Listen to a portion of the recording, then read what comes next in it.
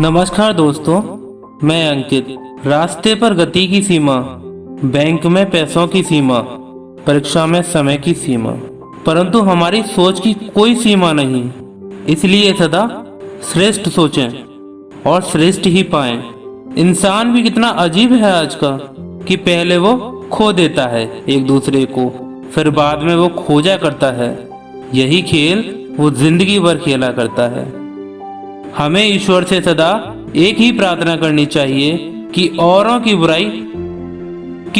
बुराई ना देखूं, वो नजर दे ए ईश्वर, अपनी ही बुराई को परखने का हुनर दे ए ईश्वर। अगर आप किसी की खुशियों की वजह हैं, कोई आपकी वजह से हमेशा खुश रहता है, तो यह आपका कर्तव्य है कि आप उसे हमेशा खुश रखें, क्योंकि जो दूसरों को खुश रखता है ईश्वर उसे खुश रखता है। अंग्रेजी में एक कहावत है, if you have the power to make someone happy, just do it, the world need more of them.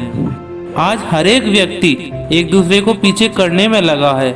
वो ये नहीं सोचता यदि हम किसी की मदद कर दें तो वो कितना खुश होगा, हमें कितनी दुआएं देगा।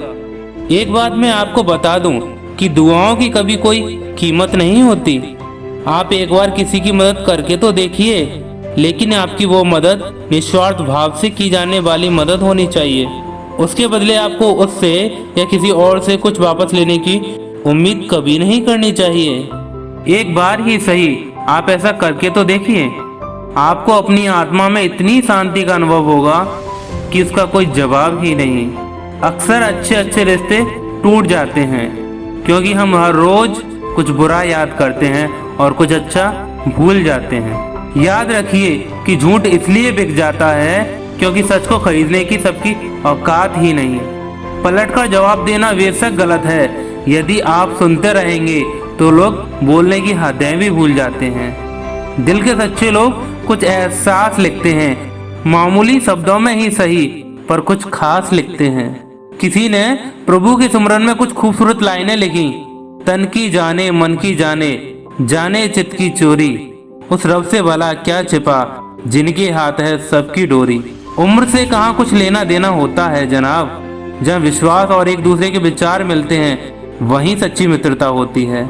और एक बात हमेशा याद रखिए कि भगवान कभी किसी को जल्दी दे देता है और किसी की आवाज को बार बार सुनना चाहता है।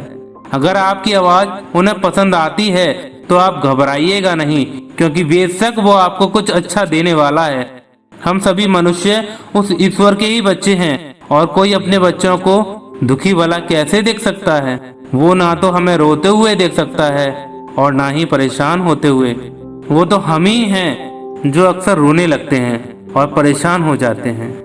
और किसी ने क्या खूब कहा है कि मुझे मालूम है कि वो रास्ते कभी मेरी मंजिल तक नहीं जाते, फिर भी मैं चलता हूँ, क्योंकि उस राह में कुछ दोस्तों के घर भी आते हैं। व्यक्ति की सोच कुछ ऐसी होनी चाहिए कि कौन काला है कौन गोरा है, कौन छोटा है कौन बड़ा है, कौन अमीर है और कौन गरीब। उसको तो सदैव यह सोचना चाहिए कि जो मेरे साथ अच्छा है वही मेरे लिए सर्वश्रेष्ठ है।